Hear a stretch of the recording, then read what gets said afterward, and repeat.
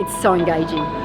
A lot of team building exercises are very theory based, and you'll do a little exercise to the side to break it up a little bit, but it doesn't really relate back to what you're doing, whereas this, it's all about the communication style from start to end. So you just don't stop, and it's a lot of fun.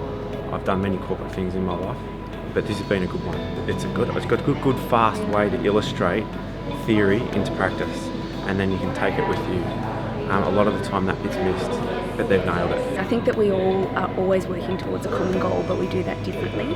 And I think allowing ourselves or giving us permission to do that is really important. And that's something I learned tonight with Cell, that you can actually use that to your advantage rather than competing against each other.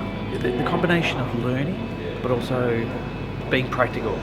Like you're in the kitchen, you're actually using those skills that you've learned. You get to see the different profiles and different people react and how you work as a team very quickly, from talking about it to in the kitchen and doing it. So as a trainer, it's a great understanding of the 4 communication styles.